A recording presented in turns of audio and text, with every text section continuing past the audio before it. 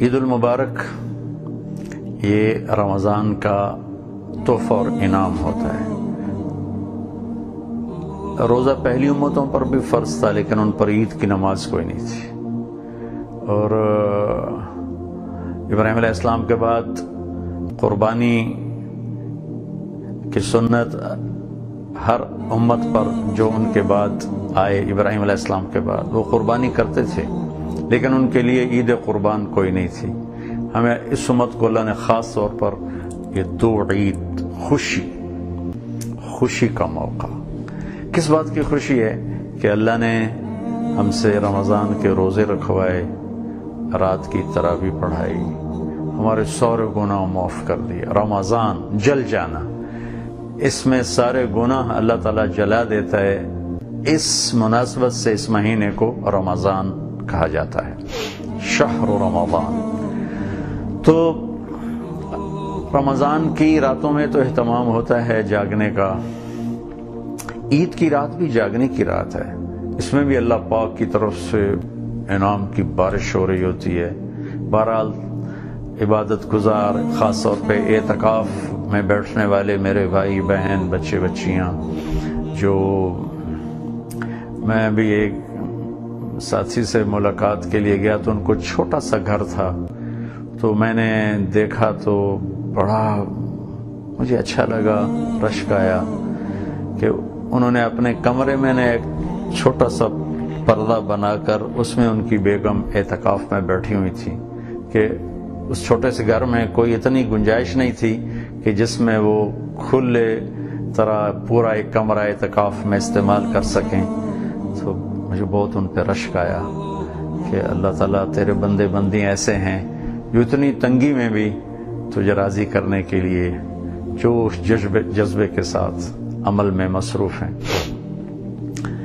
عید اس امت کی ایک اجتماعی نماز ہے، اور اس کی اجتماعیت کو زندہ کرنے والی نماز، اور اس میں میرے اللہ کی طرف سے امت پنے کو روشن کرنے کی ایک خوبصورت ترتیب ہمیں دی گئی ہے۔ بھائیو، میں نے پہلے بھی عرض کیا تھا کہ امت تب امت بنتی ہے جب اختلاف رائے، اختلاف مسلک کے باوجود محبت سے رہیں، جڑ کے چلیں۔ اگر ہم اختلاف کی بنیاد، اختلاف اس امت میں رہے گا اور قیامت تک رہے گا، یہ ختم نہیں ہو سکتا۔ اللہ کا نظام ہے، اس کی کوئی حکمت بالغ، اس کی کوئی عظیم حکمت ہے۔ محبت سے رہیں اختلاف کے باوجود، تو پھر ہماری عید عید ہے، اور ہمارے لیے ایک تحفہ عظیم ہے۔ اس کو بھائیو اس طرح ہم منائیں، ادا کریں۔ اگر کسی سے لڑے ہوئے ہیں، کسی سے ناراض ہیں، کسی سے بائیکاٹ ہے، کسی سے نفرت ہے، کسی سے نہیں بولتے، کسی پر گلایا ہوا ہے، اس کو معاف کر کے خود ہی جا کے اس سے مل لیں، خود ہی اس کو فون کر دیں، اور اپنی عید سے پہلے اپنے سینے کو صاف فرما دیں۔ میں آج پھر اس حدیث کو دہراؤں گا جو میں ہر بیان میں دہراتا ہوں، کہ میرے بیٹے انس، میری ایک عظیم الشان سنت ہے، عظیم الشان، سبحان اللہ، یہ لفظ مجھے یہیں یاد ہے اور کہیں یاد نہیں۔ عظیم الشان، میرا نبی کے ہر سنت ہی عظیم الشان ہے، لیکن جس کو وہ خود کہیں عظیم الشان، وہ کیا چیز ہوگی؟ اگر تو سنت سے پیار کرے گا تو مجھ سے پیار کرے گا، مجھ سے پیار کرے گا، جنت میں میرے ساتھ ہو جائے گا۔ جنت کا مل جانا بھی بہت بڑی چیز ہے، لیکن جنت میں اللہ کے حبیب کا ساتھ مل جانا جنت سے بھی بڑی چیز کا بیٹا وہ یہ ہے، ان استطعت ان تصبح وتمسی وليس في قلبك غش لأحد فافعل۔ بڑے پیار سے بات کی، میرے بچے، میرے چھوٹے بیٹے، ان استطاعت، اگر تو کر سکے۔ اس میں اشارہ ہے مشکل کام ہے، کرنے میں تمہیں تکلیف آئے گی، لیکن دیکھ تمہیں ملنے والا کیا ہے؟ تمہیں صرف جنت نہیں، جنت میں تمہیں اپنے نبی کا پڑوس ملنے والا ہے۔ وہ یہ ہے کہ صبح و شام، دن رات، ساری زندگی اپنے دل کو دنیا کے انسانوں کی نفرت سے صاف کر دینا، صاف کرتے رہنا، کھوٹ سے صاف کر دے۔ ان تصبح و تمسی، صبح شام صبح شام صبح شام۔ اور میں قربان جاؤں، میرے نبی رحمت للعالمین ہے، رحمت للمسلمین نہیں ہے۔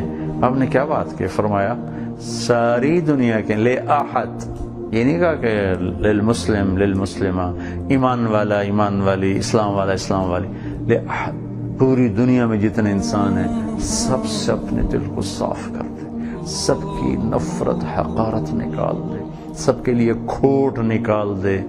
تو میرے بیٹے یہ میری عظیم الشان سنت ہے۔ میرے بھائی بہنوں، اپنی عید مناؤ اس حدیث کو لے۔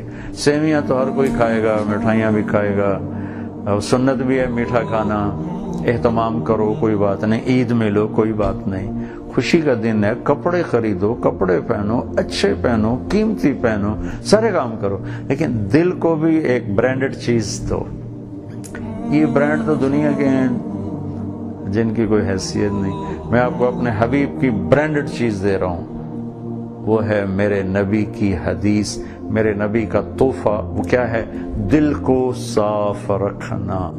لوگ زیادتی بھی کریں گے، صاف رکھو، تھوڑی دیر گلہ آئے ختم کر دو، لوگ برا چاہیں گے، صاف کرو صاف کرو صاف کرو۔ یہ میرے نبی کا برانڈ ہے، اس پر سوال نہیں۔ یہ برانڈڈ جوتے 4 دن کے بعد تھکے کھا رہے ہوتے ہیں، پرانے ہو جاتے ہیں کہ ان کو پوچھتا کوئی نہیں۔ میرے حبیب کا برانڈ وہ ہے جو ہر آنے والے دن میں اس کی آب و تاب، چمک دمک 1400 سال پہلے جیسی تھی 1400 سال بعد بھی ویسی ہے، 14000 سال بعد بھی ویسی ہوگی، اور اصل قیمت اس کی اللہ لگائے گا میدان محشر میں، اور میرا حبیب لگائے گا میدان محشر میں۔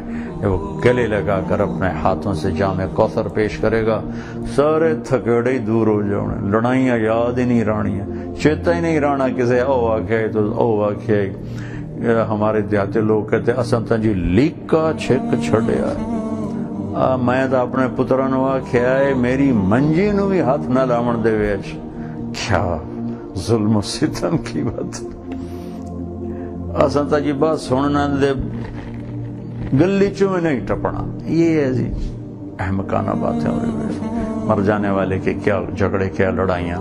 تو میرے بھائی بہنوں، میں عید کا ایک برانڈڈ تحفہ آپ کو دینا چاہتا ہوں، اپنے محبوب صلی اللہ علیہ وسلم کی مبارک سنت کے دلوں کو صاف کر کے عید مناؤ، ہماری عید خوبصورت ہو جائے گی۔ عید کی خوشی ہم کیوں مناتے ہیں؟ پہلے میں یہ تھوڑا سا واضح کر دوں کہ رمضان کا مہینہ اللہ نے پورا ایک ہمارے لیے خوشی کا مہینہ بنایا ہے، جس میں اللہ کی جنت کے دروازے کھول دیے جاتے ہیں، جہنم کے بند کر دیے جاتے ہیں، شیطان قید کر دیے جاتے ہیں، جنت کو روزانہ سجایا جاتا ہے، اللہ کا عرش پہلے آسمان پہ آ جاتا ہے، اللہ کی طرف سے اعلان ہو رہا ہوتا ہے، کوئی بخشش چاہنے والا، کوئی حاجت مانگنے والا، فرض 70 فرضوں کے برابر ہو جاتا ہے، اور نفل فرض کے برابر ہو جاتا ہے، اور نفل اور فرض کا فرق اتنا بڑا ہے کہ قیامت تک 2 رکعت نفل پڑھتا رہے تو فرض رکعت کے ایک سجدے کے برابر نہیں۔ اور اس میں جو مر جاتے ہیں اہل ایمان، ان کا حساب نہیں ہوتا، ان کو قبر میں منکر نکیر نہیں آتے، اللہ تعالیٰ ان کو معاف فرما دیتا ہے۔ اس طرح 29 دن رات یہ سلسلہ چلتا ہے، اور آخری رات پھر اللہ تعالیٰ اعلان فرماتے ہیں کہ میرے بندوں نے رات کو قیام کیا، یعنی تراویح کی نماز پڑھی، دن میں روزہ رکھا، تو میں نے اس پر ان سب کی بخشش فرما دی۔ تو اس خوشی میں پھر ہم سب مل کر اللہ کی بارگاہ میں شکرانے کے مل کر 2 نفل ادا کرتے ہیں، اور اللہ کا شکر ادا کرتے ہیں کہ یا اللہ تیرا شکر ہے تو نے ہمارے گناہوں کو معاف فرمایا، جہنم کو ہم پہ حرام کیا، جنت کو ہم پہ واجب کیا۔ اصل تو عید کی خوشی کی یہ وجہ ہے۔ آپ عید کے لیے غسل فرماتے تھے اور اپنے کپڑوں میں سے اچھے کپڑے منتخب فرماتے تھے، اور فجر کی نماز کے بعد آپ اشراق نہیں پڑھتے تھے اس دن، باقی آپ کی ساری زندگی کا معمول تھا کہ فجر کے بعد آپ اشراق پڑھتے تھے، لیکن اس دن آپ اشراق نہیں پڑھتے تھے۔ غسل فرما کے پھر کچھ کھا کے، کوئی میٹھی چیز، کھجور ہی عام طور پر ہوتی تھی، کھجور کھا کے پھر آپ عیدگاہ کی طرف تشریف لے جاتے تھے اور پہلے نماز پڑھاتے تھے، پھر خطبہ ہوتا تھا، اور اس کے بعد جس راستے سے آپ جاتے تھے اس راستے کو چھوڑ کر پھر اور راستے سے گھر واپس آتے تھے، پھر وفود سے ملاقات کرتے تھے، سرداروں سے، صحابہ سے ملاقات کرتے تھے، اس میں کچھ کھانوں کا اہتمام بھی ہوتا